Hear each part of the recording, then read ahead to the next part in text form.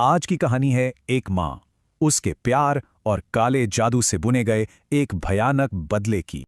कहते हैं बदला एक मायाजाल होता है। एक ऐसा जाल जो देखने में बहुत आकर्षक लगता है।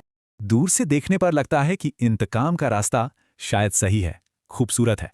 पर सच तो यह है कि इसके अंदर सिवाय अंधेरे के और कुछ नहीं होता। ये है कुसुम शर्मा, जो अपने बेटे आरव के साथ एक बिल्कुल आम जिंदगी जी रही थीं। पर आरव को अपनी माँ में कुछ अजीब लगता था। वो हर रात एक ही वक्त पर कहीं जाती थीं। और फिर एक दिन आरव अपनी दोस्त नेहा को घर ले आया। यहीं से सब बदलने वाला था।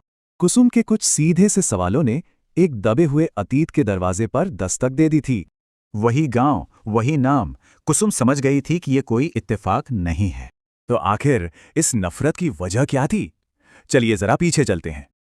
कुसुम का दिल टूटा नहीं था, बल्कि बदले की आग में सुलग उठा था। और जब उसे पता चला कि नेहा विवेक की बेटी है, तो उसे लगा कि रास्ता मिल गया। और फिर शुरू हुआ मौतों का सिलसिला। पहली शिकार थी नेहा की मां रिया। रिया को एक अजीब बीमारी हुई। कोई भी दवा काम नहीं कर रही थी।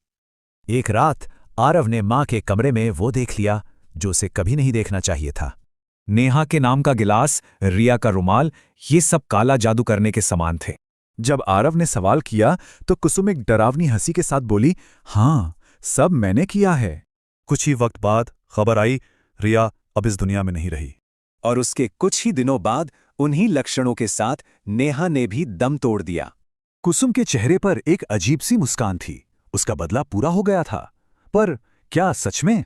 उसकी मुस्कान तब जम गई जब उसने अपने ही बेटे आरव को पंखे से लटका हुआ पाया। किसी और का घर जलाने की आग में कुसुम ने अपनी ही दुनिया जलाकर राख कर दी थी। उसकी जीत ने उसे अकेला और पागल कर दिया था, उस तबाही में जिसे उसने खुद बनाया था।